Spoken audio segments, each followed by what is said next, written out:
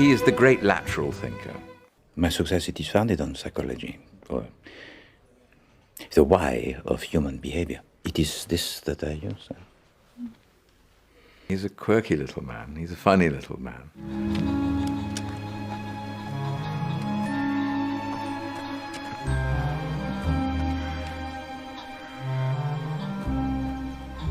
He's a very irritating little man as well. Ou would you not say, Monsieur Allerton? He's not all charm. He can be quite irascible at times. You did not tell to me everything that you saw last night, and you did not tell to me that you have in your handbag the little revolver. I don't. You'd be amazed the amount of ladies that like him. I can't imagine why, but there you are. You might be swept overboard.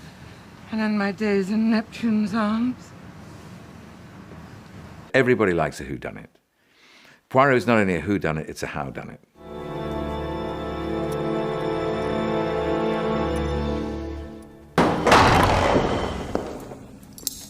The Lord is my shepherd, I shall not want. He maketh me to lie down. In green pastures he leadeth me beside the still waters. He restoreth my soul.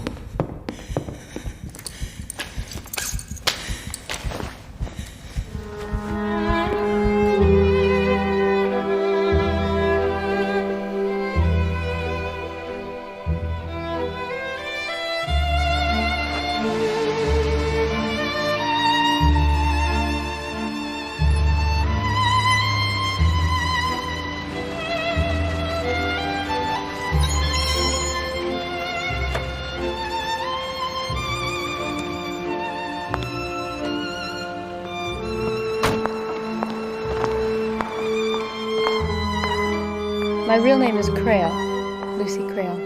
Crail. Now I seem to remember. Yes, my father was Ammias Crail, the artist. And my mother was Caroline. Crail. That's right. I wanted to go back to the books because I'd only known him from the movies. So I went back to Agatha Christie's books and started with Mysterious Affair of Styles and slowly worked through the books. And very soon, into the first novel, I was discovering a character that I had not seen before. And I became very excited because I suddenly thought, well, wow, I don't think he's been played necessarily as she wrote him. He's always had a very comic side, or he's been very irascible all the way through, or he's been one thing or the other. And I found in Christie's books, I found a real three-dimensional character. And everything seemed then to make sense. You know, why had this person, this character, this fictional little Belgian, been so popular in his day? And I realized because he was so diverse.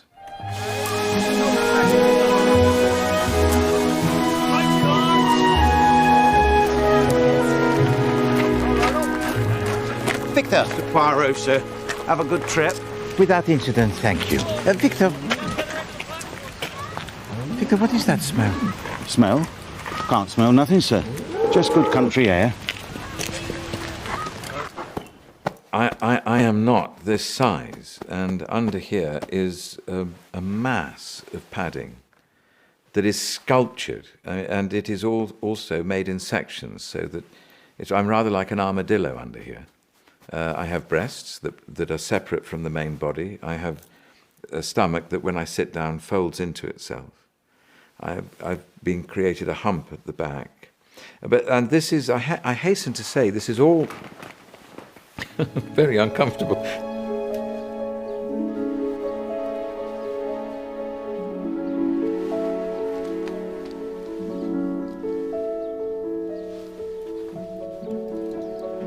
On every series, we have this hours-long discussion about where should the moustache go, how should it be.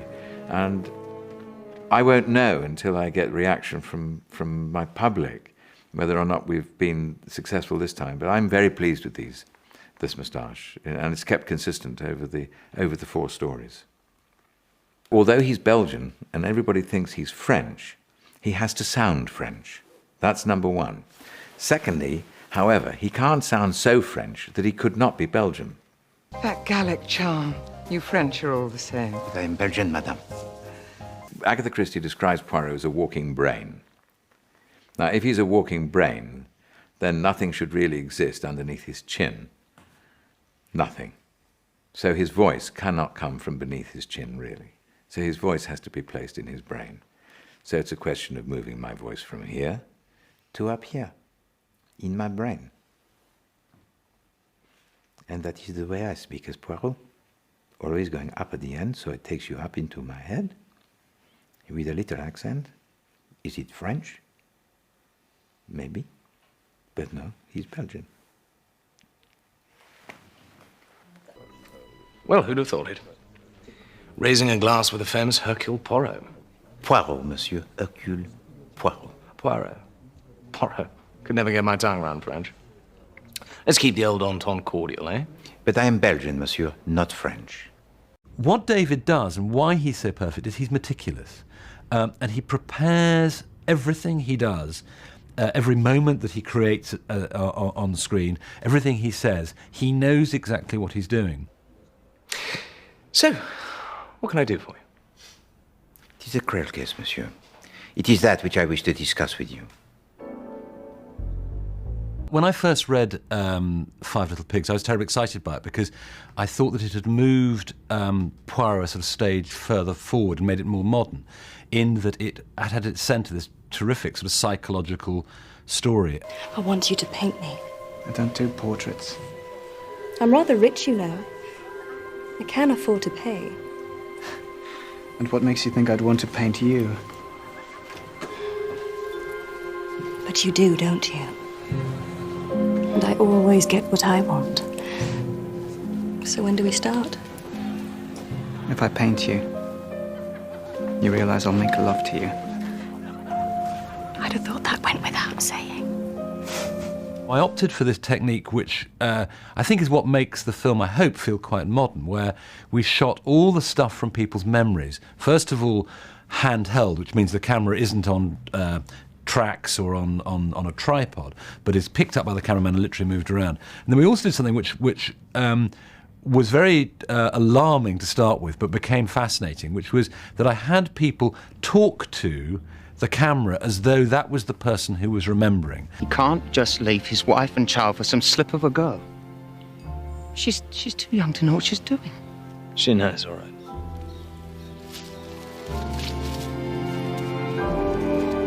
Poor old Mary.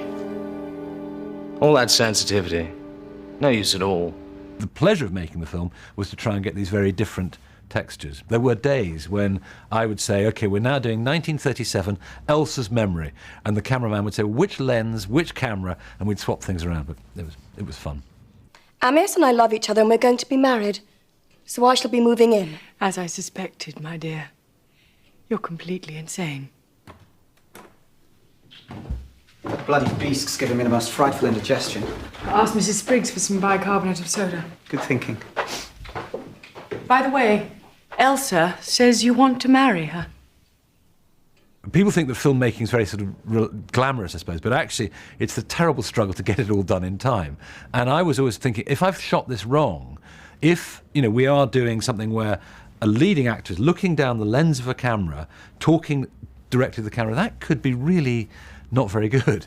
And so I was very nervous, and there was a lot of tension for the first week or so of the film when we were filming it. But the editor started to put it together, and the theory and practice came together, and it worked. And then people started to relax. Amias, is it true? Then it is.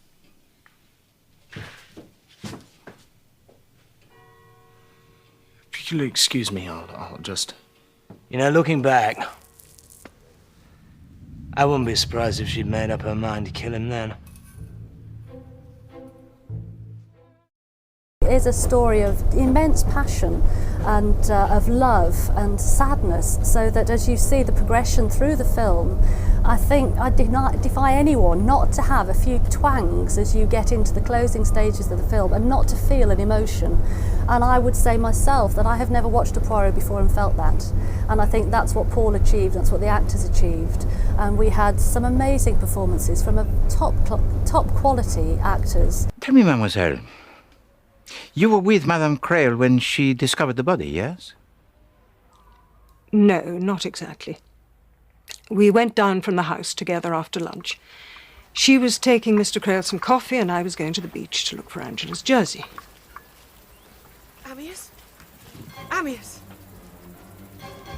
People have an astonishing awareness of Agatha Christie. I mean, she was a very keen observer of other people. Mrs. Creole?